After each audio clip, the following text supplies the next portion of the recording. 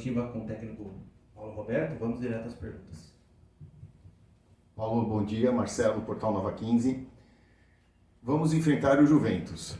É uma equipe que esse ano ainda não... Eles não nos venceram, mas a gente também não venceu eles. E na Copa Paulista, 2-0. Tivemos praticamente quase uma semana de trabalho, 5 dias, conversando e trabalhando com isso. Como trabalhar com o elenco essa situação, já que foi a única equipe que o 15 não venceu. Como trabalhar isso com a cabeça, com os jogadores, com o elenco essa semana? Olha, é fato, né? Foram 2 jogos bem disputados, né?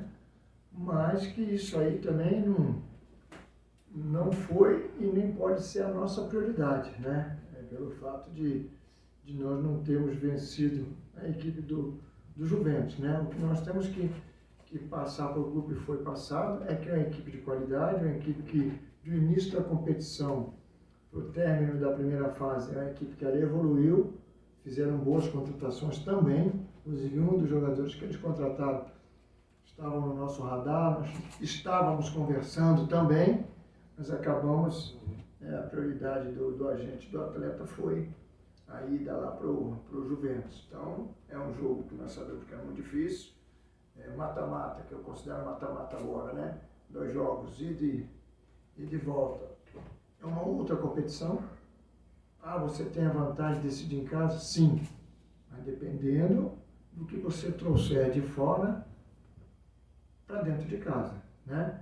Então é isso aí que tem sido o tema da nossa conversa com eles. Conscientizados disso, da qualidade do adversário que nós vamos enfrentar, né?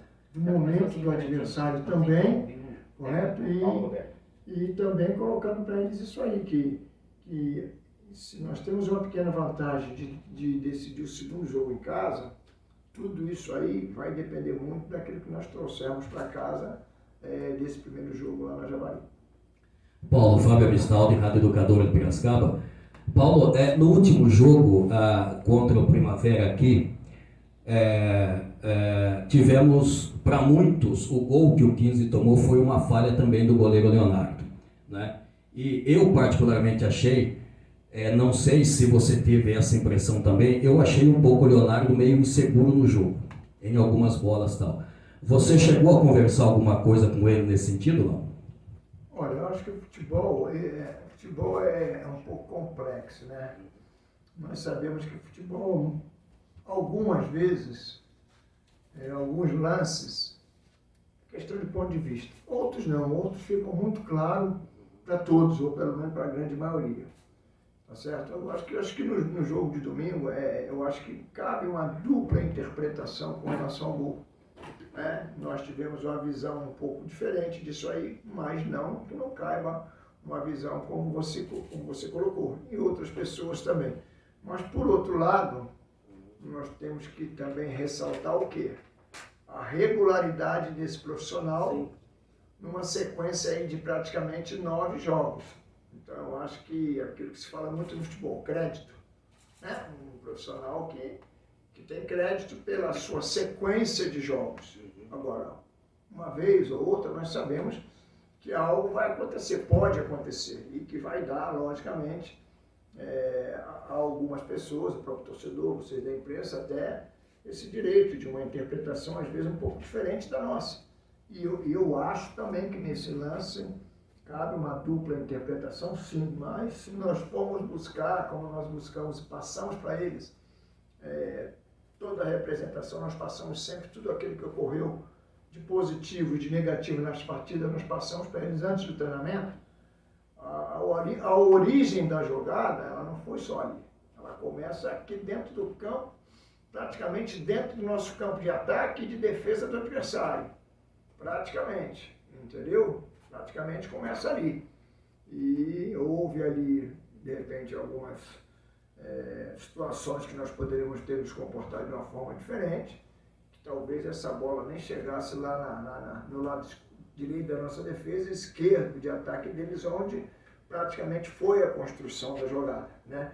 E que acho que ali também nós também nos precipitamos um pouco.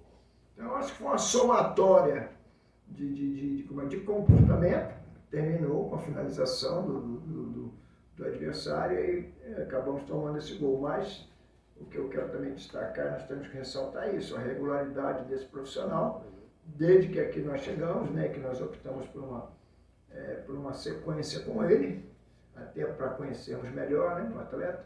Eu acho que no momento é isso aí que nós estamos priorizando, avaliar dessa forma. Bom dia, professor Antônio, da equipe Passe de Letra. Agora quartas de final, né? Na primeira fase, 2 empates contra o Juventus. Agora a equipe já tem um plano formado para essa fase mata-mata? Olha, o mata-mata é aquilo que a gente sempre fala e vocês devem estar cansados de ouvir, uma outra competição. E você, quando tem um mata-mata para jogar, de repente, o jogo decisivo em casa, dependendo do que você conseguir fora, realmente você vai ter uma grande vantagem por decidir o segundo jogo dentro de casa. Então é uma competição, mata-mata, que ela te dá essa condição. Se por um lado depende muito daquilo que você trouxer do primeiro jogo para o segundo dentro de casa, também te dá essa condição de, se você fizer uma boa performance, um bom resultado, ou um resultado muito bom fora de casa, traz você para dentro de casa não com acomodação, não com excesso de confiança, mas numa situação onde você tem tudo para passar para a fase seguinte. Paulo, seguindo essa linha, a pergunta do Mário Pontieri, da Rádio Piramundo. Com a mudança de fase e agora os jogos em formato de mata-mata, você pretende mudar alguma coisa no estilo de jogo do time? Formato, tática, escalação, ou segue a mesma estratégia do primeiro turno? Olha, nós temos um elenco hoje que, se nós quisermos, de repente, entrar com a equipe para priorizar um pouco mais o setor de marcação, mas sem abrir mão da ofensividade, nós temos hoje essa condição. Como também temos a condição de manter praticamente a mesma equipe que vem atuando, mas com os atletas que entram em campo tendo funções defensivas quando a equipe não tem a posse da bola. Então nós temos essa condição para isso aí. Então, provavelmente nós vamos entrar com a equipe. Eu acho que devemos até entrar com a equipe até mexida, não sei se com muitas mexidas, como no jogo anterior, mas alguma alteração deve ter. Mas a forma de jogar, independentemente das peças, ela vai ser a mesma. Uma equipe que tem que procurar se defender bem, se fechar bem quando não tem a posse da bola, e quando tiver a posse da bola, não abrir mão da sua ofensividade, porque do meio para frente nós temos jogadores de características ofensivas, não podemos abrir mão disso. Paulo, falando já nessa linha também, chegaram 2 reforços, não? O Gilberto Alemão, que você conhece, e o Alisson também, que você trabalhou com ele no Pouso Alegre. O que você fala desses 2 jogadores, se já estão aí, podem estar... Será uma das novidades nesse jogo contra o Juventus amanhã? São 2 jogadores que eu conheço bem, né? E o outro nós conhecemos bem, né? Que é, no caso, o Gilberto Alemão, né? Vocês conhecem bem também, teve uma passagem pelo clube, até uma passagem positiva, né? Mas é um atleta que nós também conhecemos. Esses 2 atletas estão relacionados com o grupo, para o jogo. Agora, não sei se vão entrar jogando, se não vão, isso aí nós vamos definir. Trabalhamos durante a semana, trabalharam durante a semana também na equipe, provável equipe. Vamos deixar para definir isso mais lá, praticamente lá na Javali. Gustavo Tomazelli, Rádio Clube Americana, prazer em falar contigo, Paulo Roberto. Agora é outro campeonato, começa a fase mata-mata. E o adversário, Juventus da Moca, vem numa sequência de 9 jogos sem perder, 3 vitórias seguidas e com muitos gols de bola aérea, né? Isso é uma coisa que você vai levar em conta para o jogo de sábado, para a formação do time, essa força, especialmente na Javari, em bolas aéreas do time da Moca? Esse item aí das bolas aéreas ofensivas deles, né? Isso aí foi estudado por nós, né? Ao analisarmos a equipe do adversário, como é feito aqui, e nós trabalhamos em cima disso. Inclusive, hoje pela manhã, o nosso último trabalho foi esse. Passamos isso para eles, comentamos isso com eles, esse detalhe de que eles, inclusive na última partida, se não me engano, fizeram 2 gols de bola parada, né? E isso aí nós assistimos. Amanhã na preleção vai ser passado para eles também, mas trabalhou-se isso hoje pela manhã. O nosso foco de trabalho hoje foi mais nas bolas paradas defensivas. Paulo, a gente sabe que dentro de um time de futebol a defesa é muito importante, e nisso o 15 vem fazendo muito bem, mas você já, em suas coletivas, em várias delas, você já disse a respeito que o que te preocupa é esse volume de jogo e o time não está conseguindo concluir, colocar as bolas para dentro do gol. Na sua última coletiva também você disse a respeito sobre a possibilidade do Enzo entrar pelo lado esquerdo. Para esse jogo, existe essa possibilidade? Olha, a princípio, eu acho até que não. Trabalhou durante a semana nessa função.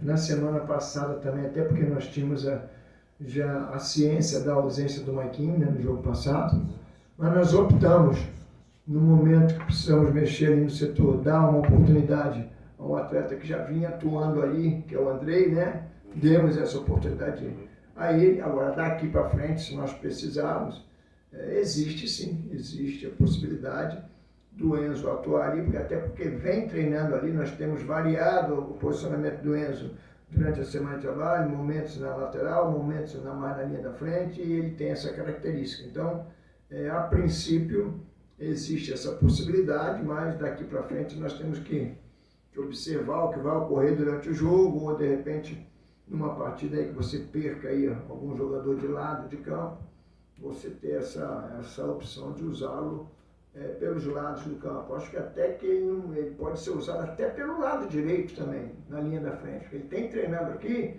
os dois lados, pé trocado pelo lado direito e do lado esquerdo na linha da frente. Tem treinado nas duas, né? Então, existe sim essa possibilidade. Agora vamos ter que aguardar um pouco, ter um retorno do Maiquinho, que vinha mantendo uma regularidade, né? Então, a princípio, a gente não deve mexer para início de jogo ali. Paulo, sobre o Foguinho, que foi eleito o melhor em campo no empate contra o Primavera, como utilizá-lo ele agora nessas próximas fases?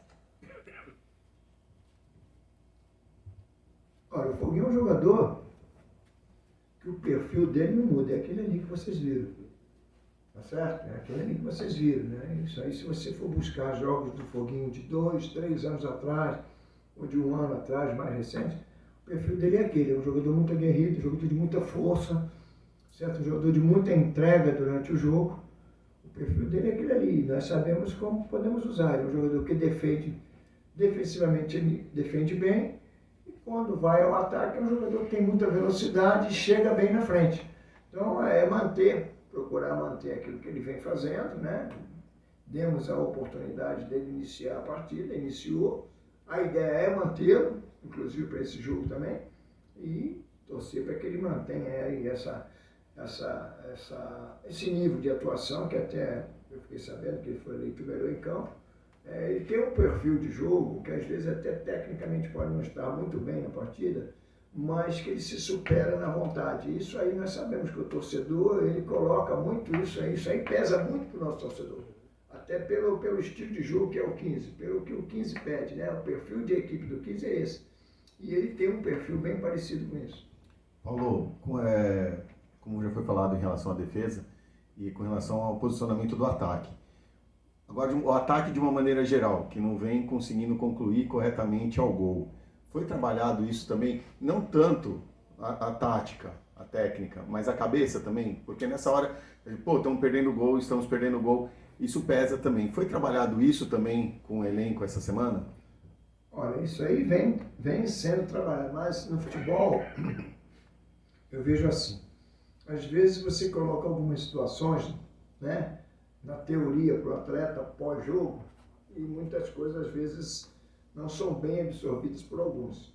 A gente sabe que no futebol também existem atletas que absorvem bem uma cobrança pós-jogo e outros não absorvem tão bem. Então nós usamos uma filosofia aqui não só de falar na teoria, colocar também os vídeos e mostrar para eles aquilo que não funcionou, ou defensivamente ou ofensivamente. E tem sido colocado, tem sido conversado com eles, né? Eles têm essa ciência, né? E dentro daquilo que nós temos aqui nas mãos, de repente alguma situação de mudança poderá ocorrer.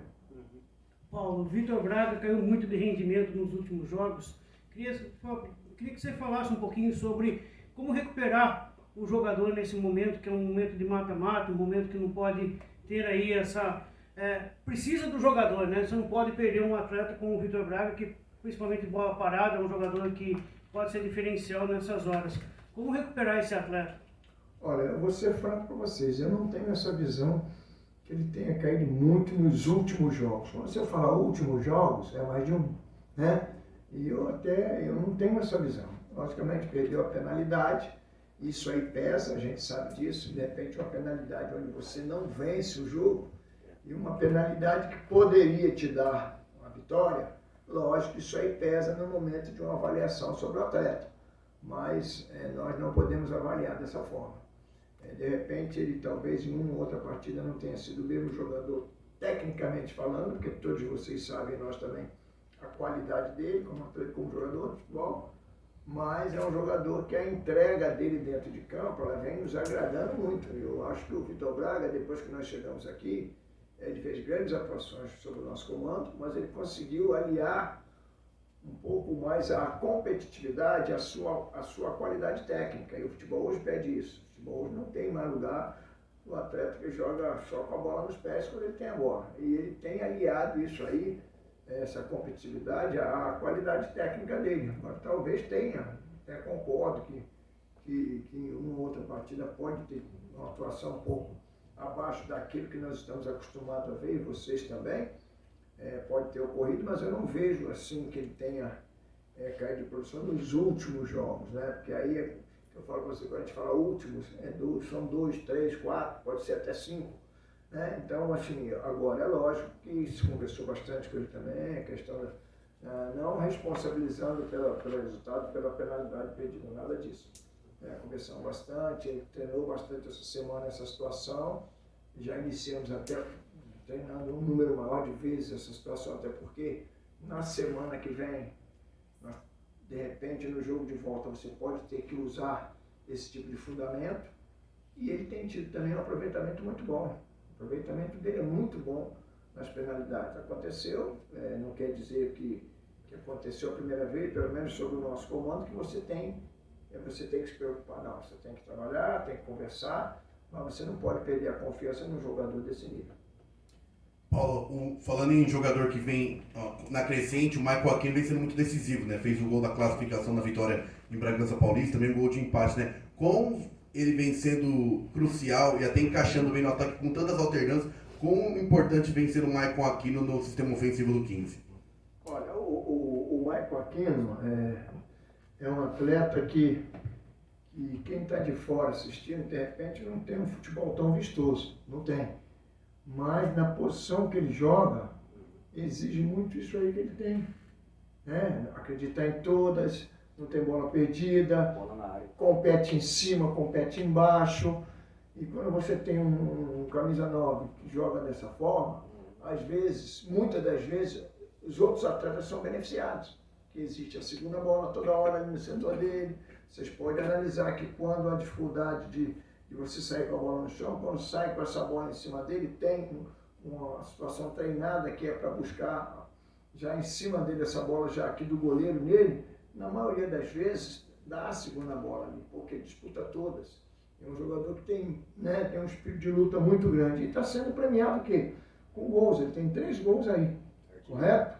3 gols, então de repente eu acho que é um jogador que vem até cumprindo bem a missão dele dentro daquilo que nós pedimos, né? O gol está saindo e chegou mais um aí para concorrer com ele, entendeu? De repente aí você pode entrar com uma formação diferente, com o Alisson, de repente começar com ele, tem mais 2 lá, que é o Lúcio, que é um jogador experiente, né? Então, eu acho que agora é você definir aquele que vem correspondendo, que vem pelo menos num bom momento, temos o Davi também, né? Vem num bom momento e, logicamente, você usar as opções que chegaram aí à medida do possível. Obrigado, Paulo. Obrigado, pessoal.